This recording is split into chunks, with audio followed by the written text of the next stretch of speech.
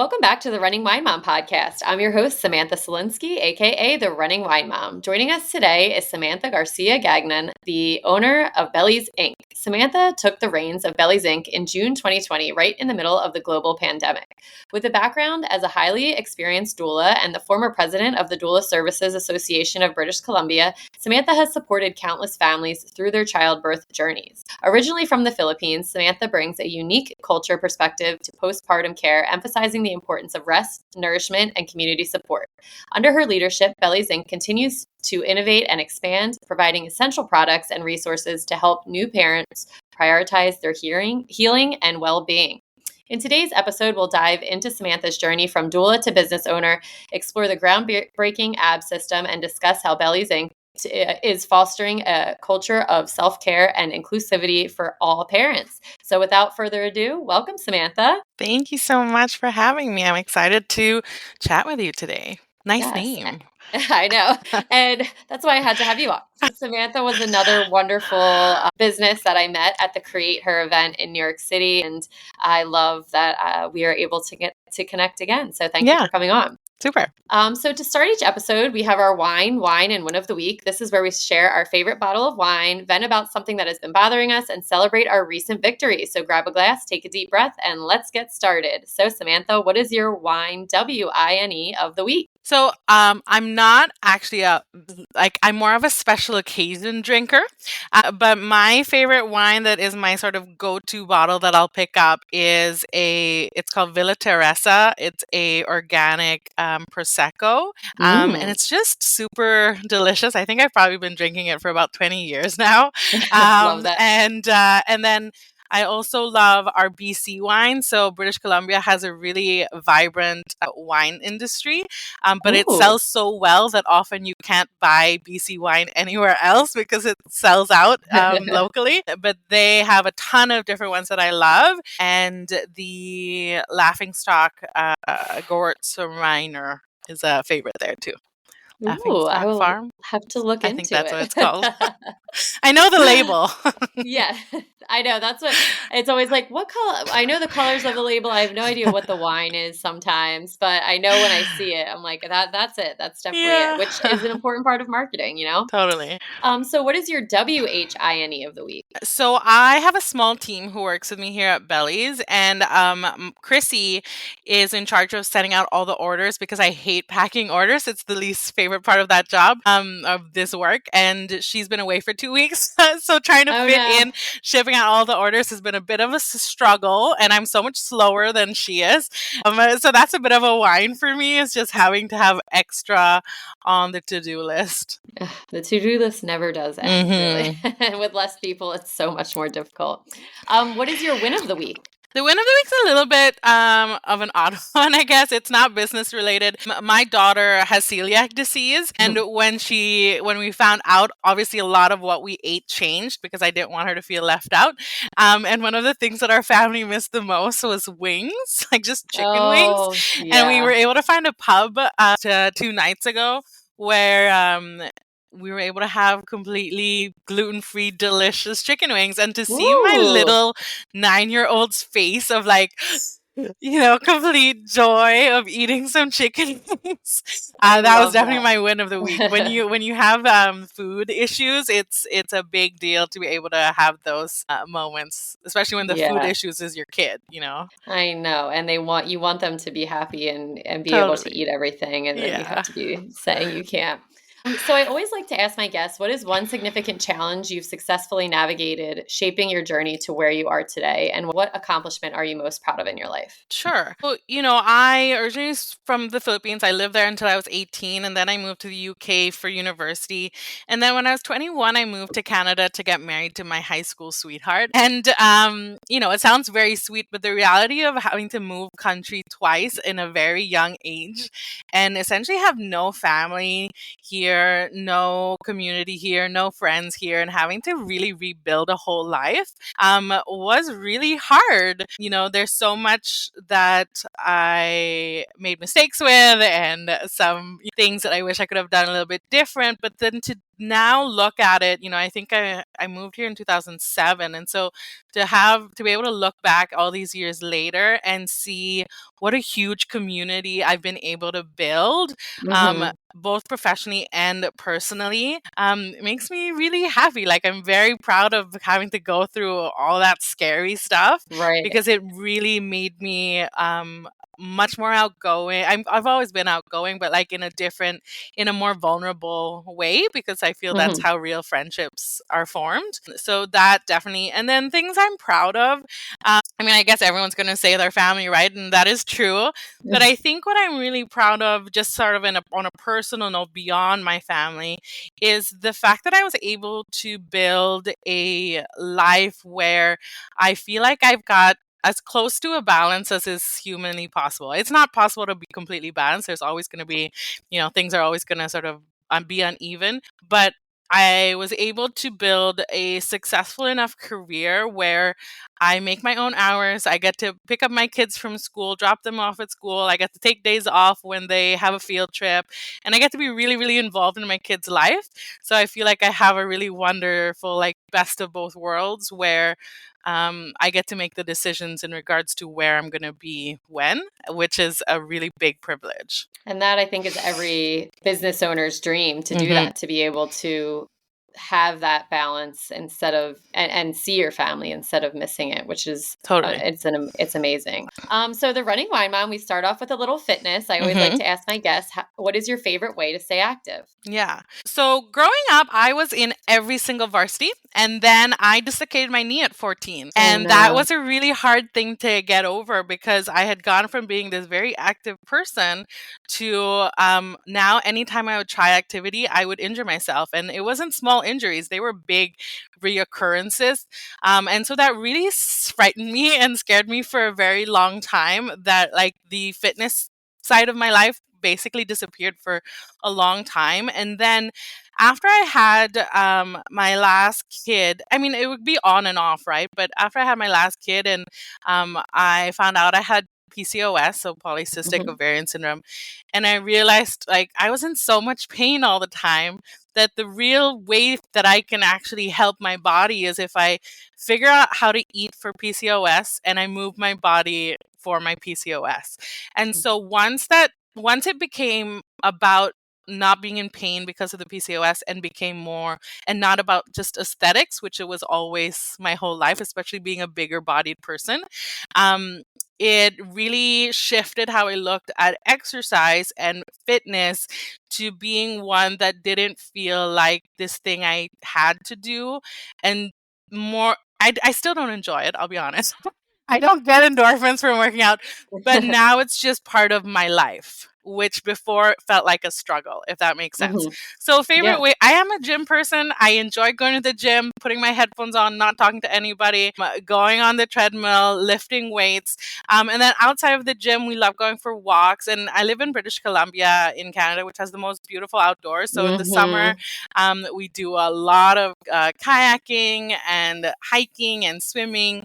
So that's my favorite type of activity. That's wonderful. And I totally relate, because I also have PCOS. So as you're saying all of that, I feel as though growing up in my teens and early 20s, it was so much about working out to just get to look a certain way. And then after I got married, I was diagnosed with PCOS once we started kind of looking into, having babies and stuff. Yeah. And I'm so thankful for it in a way, because it taught me about eating in a different way and about working out in a different way. And now it is such like something I kind of don't even think about. And I don't care if I'm working out for 20 minutes or an hour, whatever it is, just moving your body in the ways that work best with your body, I think is so important. And a lot of people don't really kind of connect that, because they are always working towards a number on the scale, or the way, that their pants fit or something. It definitely felt like a freedom when I got my diagnosis, because like I said, I've always been bigger bodied. Not necessarily when I was young. I think that was more because I grew up in the Philippines, where as a mixed race person, I was always just naturally bigger than a full Filipino person. Right. And so I always looked bigger, even though in reality I wasn't. You weren't. Yeah. But then that same mentality still stays there. And then once I got the diagnosis, it was like, "Oh, that explains so much." And then Mm-hmm. it really made it like, I don't want to be in pain. And so if I don't want to be in pain, if I want my cycles to be regular, then this is just my life. It's not a Right. short-term thing. It's not a until I lost so many pounds. Mm-hmm. It's a this is just my life. Yeah. And that And gave a for the lot of long freedom. Yeah, and for longevity, just in general, it's such Hmm. a good thing for us to be moving our bodies and to Totally. know that you have to regulate feeling good. Yeah. It's kind of like a double-edged sword, but it's Hmm. good. You have to do it to feel good, but you're gonna have longevity, which is great. Yeah. So how does maintaining your fitness routine contribute to both your motivation and your understanding of the relationship between mental health and physical health? I mean, I think, because of the PCOS being my sort of main focus, Hmm. I know my body is very quick at telling me when I'm not following my proper protocols. So Hmm. as soon as it gets off, I feel it mentally. I feel it physically. My pains come back. My cycles go wacky, and so for me, it's very obvious, right? Like it's the symptoms are like scream at me. Yeah, I can't go too long off course because then my body gets mad. Yeah, totally can understand that. So let's move into parenthood. Tell us about Hmm. your family. So I've got 3 kids. I am married. So I've been with my husband since I was 15. So that's a little Oh, crazy to think about because I'm crazy. 38 now. So Oh I've my been with gosh. him longer than I've been without him, which is a really wild thought. Ah, And I have 3 kids. My eldest is 12. Then I have a almost 10-year-old in a couple weeks, and then a almost 6-year-old in about a month. And we also have a little dog, so she's of oh, course part of the family. Yes, that's. And I also have my mother-in-law who lives with us, so we are a multi-generational love household. that. And probably helps a little bit in the Yeah, she's parenting very aspect. helpful. Where it's definitely got more positives than negatives. It is Mhm. a very interesting to raise a child, to raise your children with a third parent who you did not Mhm. choose to be an Yeah. additional parent to your kids and has different parenting beliefs and parenting styles. But for the most part, she's very respectful of our choices, so it's mostly That's great. good.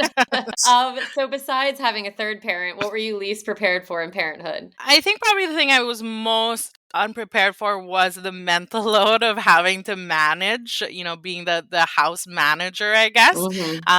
No matter how proactive or hands-on your partner may be, I always believe in every relationship there is always going to be that one parent, typically the woman, but or like the maternal figure, but not always. But there's always going to be one parent who takes on that Yeah. mental load in order to make things run. And so that's definitely been the hardest part for me, is because I'm already, I think a bit. I do have a bit of anxiety. And so to add sort of anxiety just within on top of having anxiety for your whole family, Yes. that's been a challenge for sure. And like learning how to quiet the mind when it's not needed is hard. It's hard. It is very hard. What do you think your parenting style is? Don't know if there's like an actual name for it. I think I parent with communication and connection as the lead. I know that my kids. I know I've got 3 really great kids who try really hard to be themselves, but also, Mhm. try to keep us happy. I'm a bit of a stricter parent for sure. Like I think you can definitely see that we're a mixed race family and that different sort of parenting styles from the cultures come through in different ways. I'm a lot stricter than a lot of my kids' friends, but I'm not like mean strict. It's always just Mhm. here are our boundaries, here are the rules within our family. And my kids, for the most part, are pretty great at working within those. And when they're not happy with it, they're very good at explaining their reasons why. And sometimes we will adjust it depending on how those conversations go. But yeah, I guess communication and connection is our sort of focus when it I comes love to our that. kids. That's great. It's so important, communication Thanks. and connection, because without communication, you can't have the connection. Yeah, So I it's think a lot of very. times people underestimate the power of their children's Mhm. thoughts. And a lot of times people, parents will sort of just disregard it as, oh, they're just little, they don't know. And while they may not know what we know, they have their own thoughts, they have their own feelings. It never dictates how we choose to proceed, but Mhm. we want them to feel like they're an important part of our family. And so we need to have those conversations so that everyone at least feels heard. You might not get your way still, Yeah. but we'll hear what you have to say Yeah. and then discuss it further. Yeah, and it does make them feel heard, Mhm. whether or not you get the answer that you want. And what is one piece of advice you would give to other parents? I think, it's sort of connected to my last answer is always keep talking to your children. Mhm. Set up situations where those conversations happen easier. Nothing formal, but like having those moments in the car, asking those like opening questions, not how was school. It's got to be like more open-ended questions that can kind of dig a little bit deeper, because the more that your children talk to you, the more you'll understand them and their behaviors. And I always believe that every bit of behavior is a symptom to something else. So if your Mhm. children are acting a certain way, there's something else going on. And that's just a symptom. We need to figure out what is going on inside their Right. brains in order to be able to proceed, right? So always having those conversations and spending time together, even if it's just going to the grocery store, like really just making sure you have to, especially when you have multiple kids, like having those one-on-one time together, um, it does make a difference, I think, in parent relationships. Awesome. All right. Well, let's get into the main event. We're going to talk about Bellies Inc.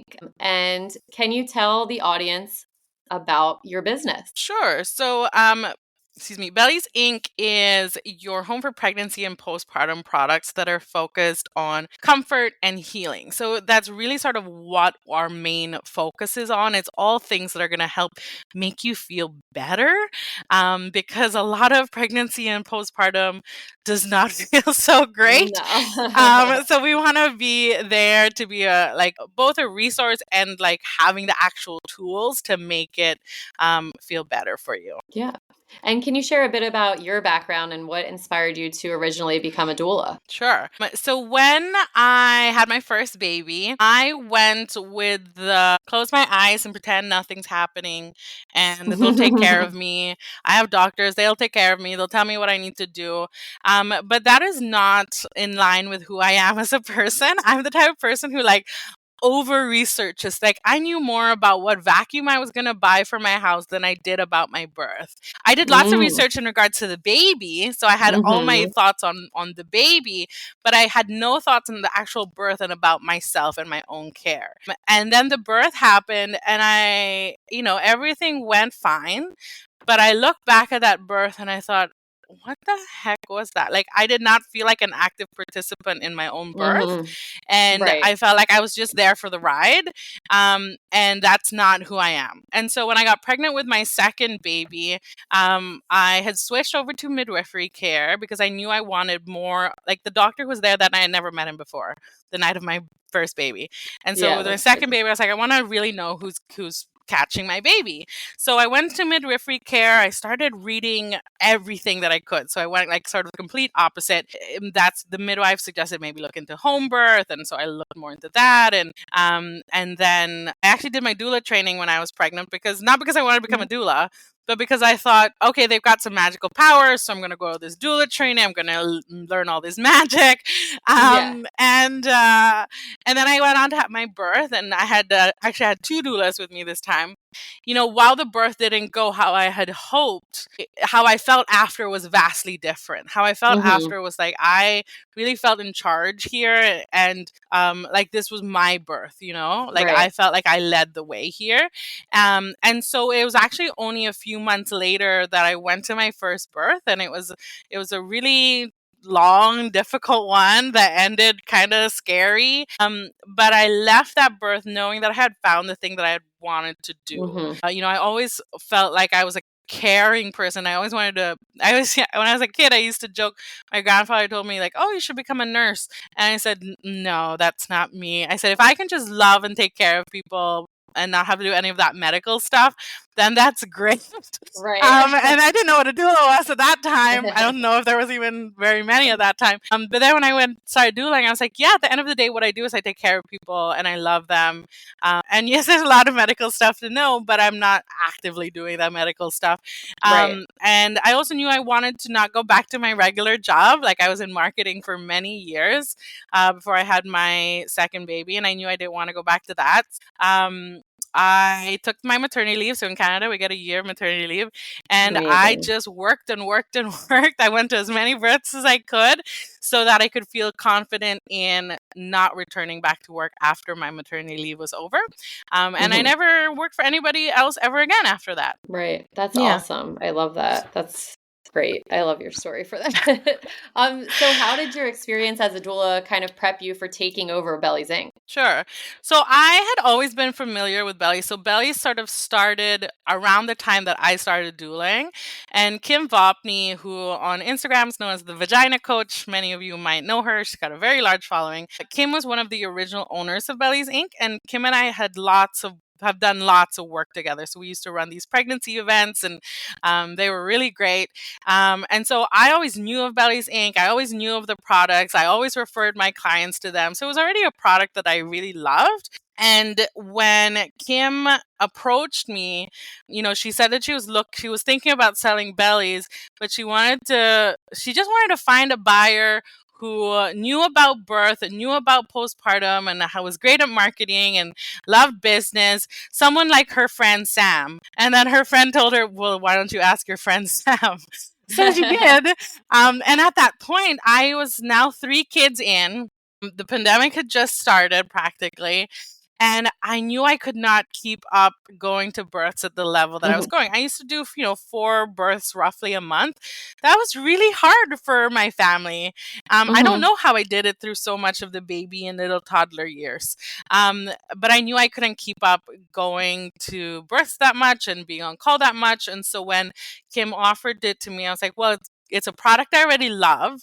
There's no limitations in regards to how I can grow this business. And I won't have to be on call anymore. And it's still in birth and postpartum, which is where my passion lies, right? So it just felt like the perfect, Oh my gosh, yeah. match. It has everything. Your birthing and your marketing. Like, what else could you kind of ask for? Which brings me to, what challenges did you face when kind of transitioning from your doula practice to running Bellies? Yeah. So, I mean, a few different things. Like, definitely, like, I'd been in a service-based business for so long. And even marketing is essentially a service-based business. Like, yes, there's a product that you deliver, but essentially it's a service. And to now having a product, and product-based business is a completely different ball game. So it was really like jumping in with 2 feet and hoping that I don't make too big of a mess. And really just trying to figure it out as I go. My other challenge was, when Kim owned it and the other 2 as well. One of the other owners was also named Samantha. Have you heard of so many Samanthas in one space? And then Julie. When they owned Bellies was because they were all fitness focused. Bellies was very much a fitness focused brand. Everything was kind of skinny, fitness, white woman. And here I was coming in as a plus size, mixed race person who was not a fitness expert. I'm not a fitness expert, but I was like, how can I then step into this space when I'm not fitness and that's not who their clients are? And, so that felt like a really big challenge. And a lot of it, like, I had a lot of self-doubt, just in like, who's going to buy a product like with so much fitness focus from a woman who's fat? Like, I really had these really big struggles. And, I sort of just brought it back and like, this is not a fitness product. This is not just for people who did fitness before they gave birth and they want to continue after. This is for everybody who's, got a pelvic floor and got a uterus and has an expanding abdomen, everyone who's giving birth. And so it's not actually fitness at all. Like, yes, we do have pelvic floor exercises that come with the product.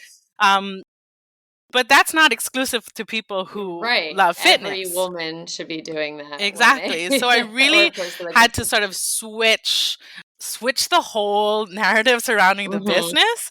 Yeah. And that's hard because it was so closely connected to Kim, Right. especially. So really having to shift it to being about Kim and fitness to being about me and pregnancy and postpartum and really just proper healing, which I think everyone Right. deserves to experience. Yeah, and that's kind of what now when you do look at the website and your values, it is so much about focusing on self-care for Mhm. postpartum. So what are some other ways that you kind of promote this Yeah.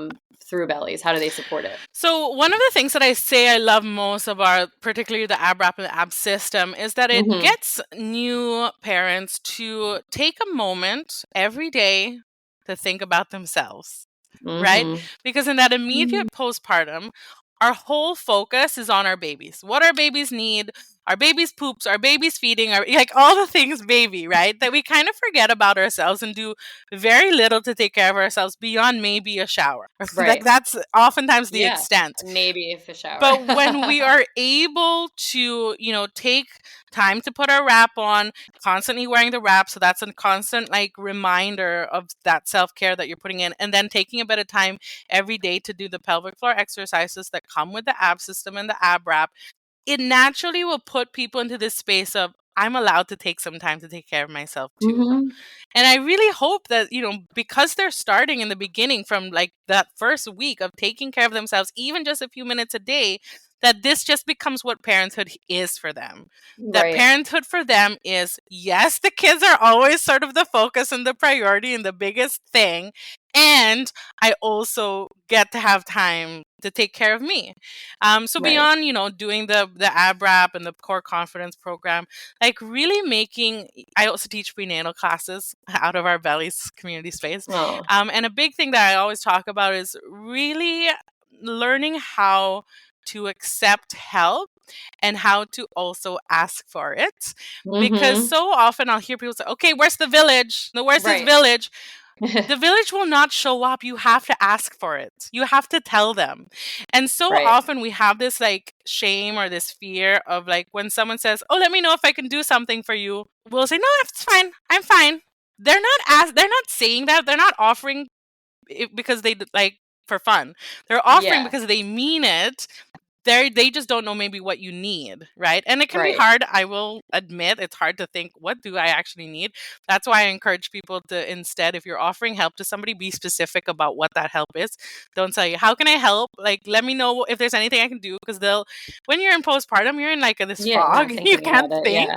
But as someone who's doing the offering, be very specific. I'd love to come by your house to drop off a meal. Can I come over and clean your bathroom? Like, these are things that we really need help with postpartum. Right. And when someone offers it to you as the parent, say yes. Like, unless you dislike that Right. person, obviously, don't say no to that. But if you like Yeah. the person enough that you're welcome, you want them in your home, then learn how to say yes, because saying yes is not a failure. It Mhm. is really a big win to be able to like release that need to control everything. That's a real big win. Yeah. So can you explain what the AB system is, like how it exactly works and what Sure. makes it unique compared to kind of other postpartum recovery products? Okay. So the ab system is made up of our ab wrap and then our two ab tanks plus the core Mhm. conference program. So I'll sort of go backwards. So the core conference program is an 8-week pelvic floor exercise program. You're not doing any crazy squats or anything like that. Right. There is some squatting, but towards the end. But it's really a gentle program that helps you be able to rehabilitate your pelvic floor and your core. You're Right. doing this in the first 8 weeks postpartum because studies show that in that first 8 weeks after you give birth, your body is doing the most amount of healing by itself. So we want to Mhm. take advantage of those first 8 weeks, because where you're at the end of the 8 weeks is where you're going to stay in 3 months, in 3 years, in 10 years, if you don't do anything to, properly rehabilitate, right? So really taking advantage of those first 8 weeks will make such a big difference. Like, so many times people think, oh, you can't do any kind of exercise until 6 weeks. That's not true. You can't do Right. intensive exercise, but pelvic floor work is so important. And I think don't look at it as exercise. Just looking at it as more like a rehab or like reconnection of your pelvic floor and abdomen. Then we have the ab tanks. So the ab tanks are essentially, I don't know, are we having the camera on? If we are, I'll show it to you. But Yeah, it's on. Yeah. okay, the ab tank is essentially, these are tanks. So Okay. they're cut below the bust, which makes it really great for skin to skin and for breastfeeding. And they're worn as the base layer of the ab wrap. They have a very gentle compression. So a lot of times people will sort of start with that in the beginning if they're not feeling totally confident to wrap on day one, especially if they've had like a C-section. And then oftentimes people will wear this as long as they're nursing because it's a great base layer shirt. And then you wear the ab wrap over top. So the ab wrap is it's a gentle sort of wrap around your abdomen and your hips. That's breathable and movable. Like, it's not a tight constrictive wrap like you probably sort of imagine most postpartum bands are like, or most postpartum wraps are like. So you don't want any kind of wrap or band that's going to squeeze just the center of your body, which honestly most wraps out there do, even the ones that are really designed for postpartum. Most don't have the knowledge behind it to be designed properly. So they squeeze in the center, focusing on trying to get your waist a little bit smaller. But what happens is all those internal organs get pushed downwards. So you get a downward pressure, which feels really uncomfortable, number one. Yeah. And if you've got any type of prolapse, can either make it worse or can make it an actual issue, right? So you don't want downward pressure. You don't want too tight. What you want out of a wrap is something that's going to give you lift, that's going to feel like a gentle hug, that you're able to move around in, and that's breathable. And so the ab wrap's got all of those things. It's put on from the bottom up so that you're getting that lift. It covers, it gives support to both your abdomen and your hips, so not just the center. You're really getting total support. And you're able to move around with it and sleep with it and all that stuff. So it's very, very comfortable to wear. So essentially the idea behind belly wrapping is, if you think about any time that we injure our bodies, right? Let's say you sprain your ankle. The doctor's going to say, okay, let's wrap it with a tensor band so that you're not going to injure it worse. So it brings down swelling, so it heals properly. And then we're going to do some rehab after. Why don't we get the same thing for our abdomen and our pelvic floor? When we're pregnant, our abdomen separates, right? Well, some studies say 100% of people, obviously at varying degrees, but your abdomen begins to separate. So this is called diastasis recti. And then your pelvic floor, if we think of it like a basket that's got like a nice tight wove, as you know, you add more fruit to your basket as your baby gets bigger, that weaving starts to separate. Not like separate complete, but like it just loosens and softens all the relax and all that stuff in order for you to be able to have your baby.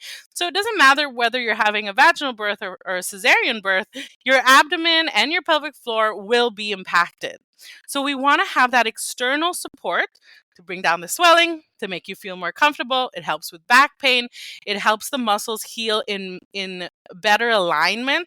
It's not going to cure any DRA. It's not going to cure diastasis recti, and any wrap that says it does is a liar. It's got to be that combination of the external support with the internal rehab that you get from the Core Confidence program.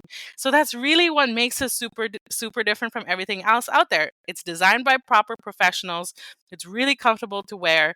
It's focused on healing and not aesthetics. And it comes with the exercises so that you're really getting a full, well-rounded, like proper healing experience. Yeah. And I am actually like, oh my gosh, I never connected, like, when you hurt your ankle, you have to wrap it.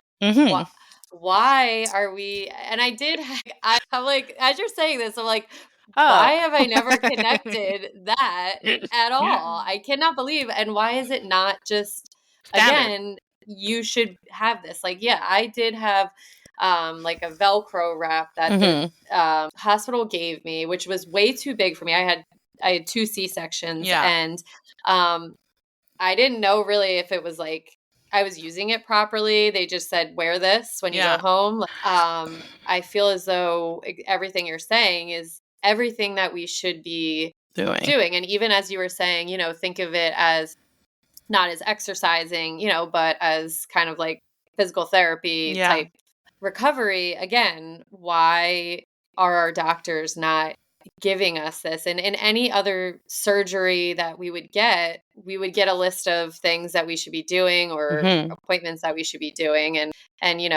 it's just, I know everybody knows it and we've talked about it. Like, it's just not, the standards are not. And, if you have knee surgery, your doctor sends you home with a pretty big, long list of things that you do. After a C-section, you see them at 6 weeks, get the all clear, and they tell you don't drive, don't carry heavy things. And that's basically the end of your postpartum care when it comes to C-section recovery. And when it comes to vaginal birth, there's no tips.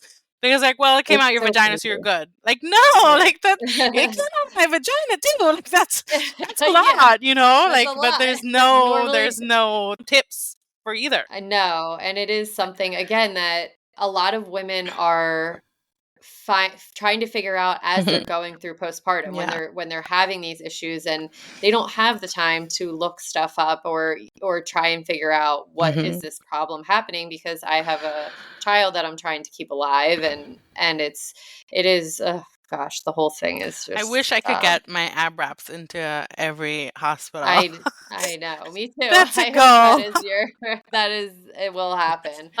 So in addition to all of the wonderful things that that the ab wrap does for women and the core exercises too, you also support a lot of causes and inclusive of all bodies and identities, which I loved reading that on your website.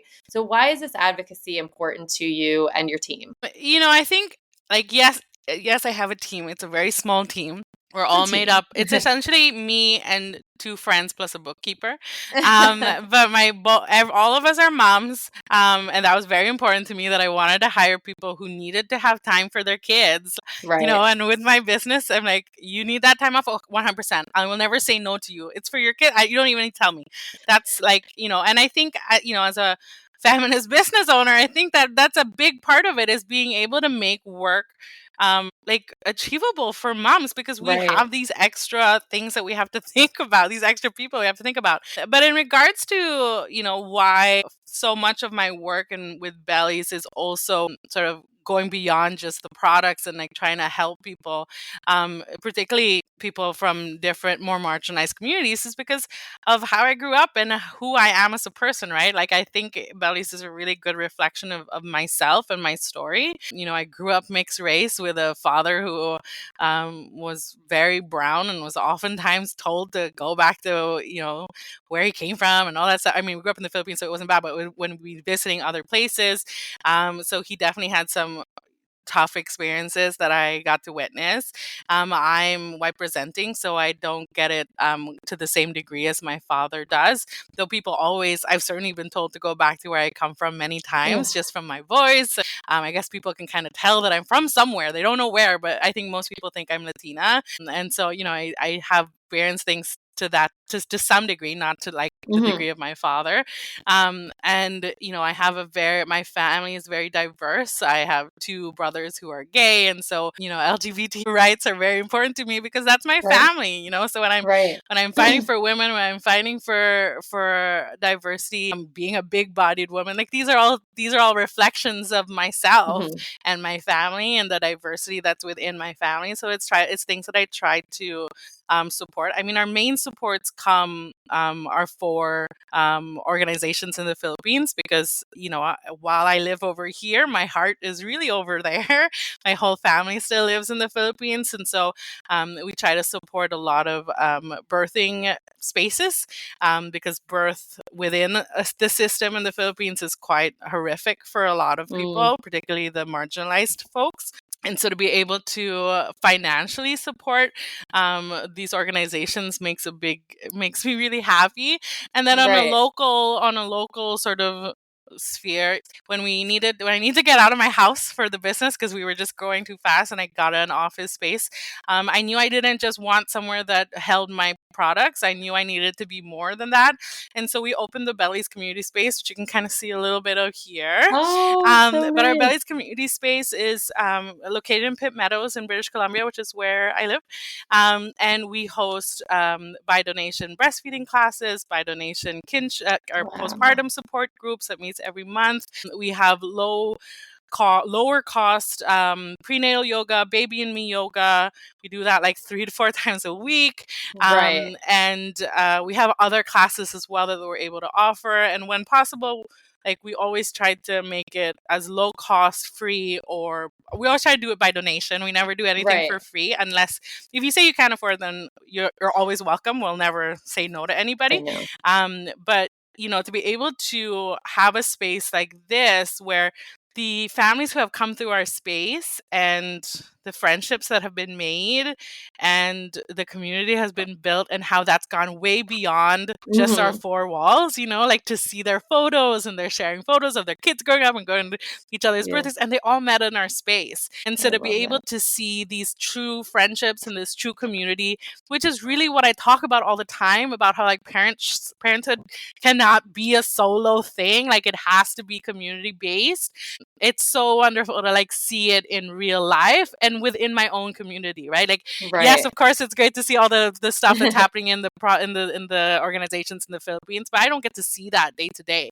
Here, I Right. live in a small community where I walk around and I see these babies and these moms, and that makes me really happy. And so, Mhm. yeah, like that's something I'm very proud of that we've been able to do for Bellies, Yeah, or because of I'm like Bellies. everything you're saying, I'm like, "Oh, I love that you're doing that." Like, I think I love that this community part of it maybe the most of Yeah. everything you've talked about And just because most of our customers have no clue that this is what we also do, right, because because it's it's not it about that. I'm not doing it so that customers think I'm nice and want to buy from me. I'm doing right. it because I have Bellies, because I have all these amazing customers who buy from us, who refer to their friends, who let people know about our product. Yes, Mhm. we're helping them with our products, but they're able But to you can make it possible for me to be able to have this space, because without right. Bellies, there's no way I could afford a space in one of the most expensive places in the world Yes, right. to have these spaces for community and for families, right? So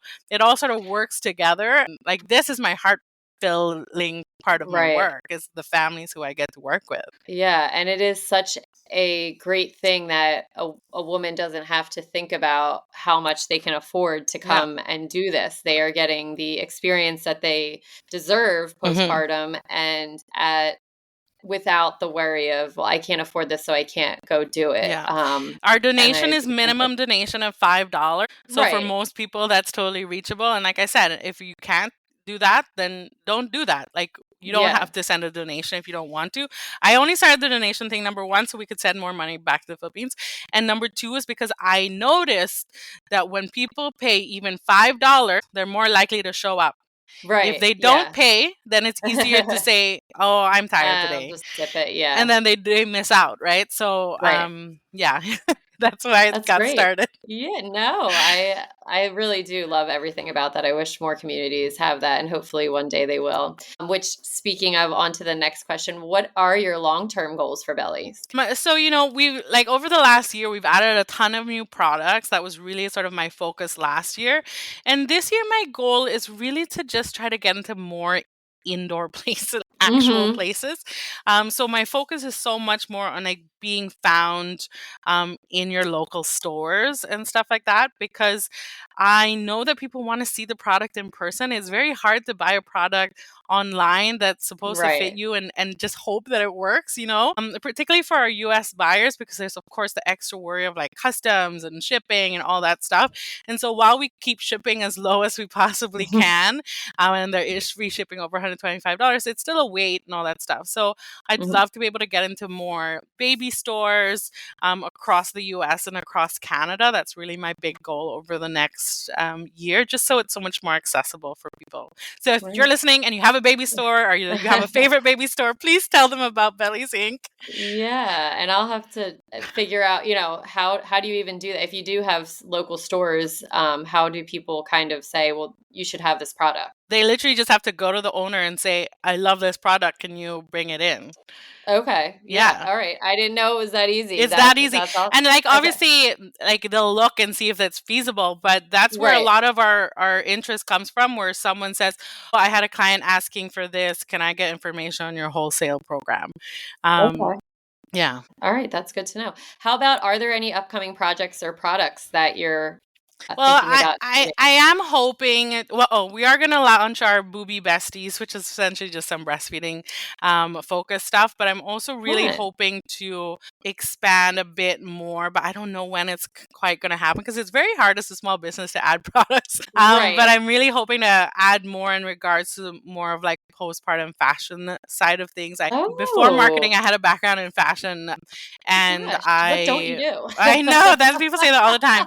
I'm like, you have so much, like, what do you do? What don't you do? And I always joke, exercise, which isn't true. I do exercise, but it's a funny joke. But yeah, I'm hoping to sort of expand the range to be a bit more clothing based as well.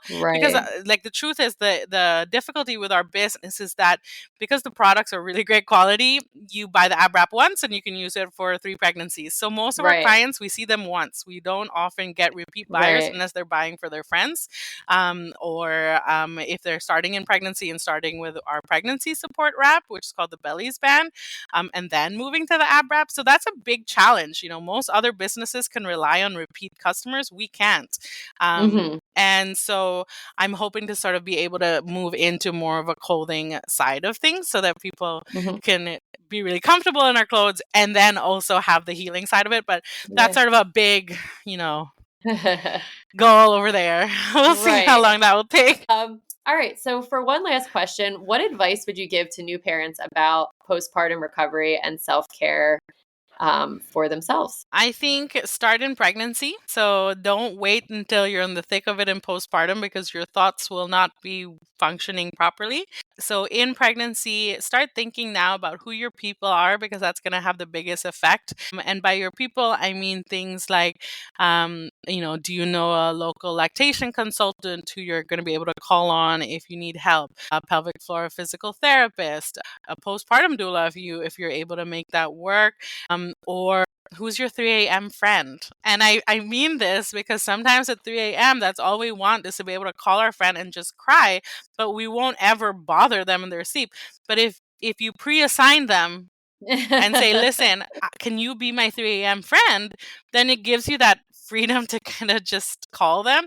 And Right. ideally, you have a 3 a.m. friend who lives in like the UK or something, because then Yeah. this timing's a little bit The better. timing works. Yeah. But yeah, so like really do ask those friends now, like, will you be, that might be your neighbor.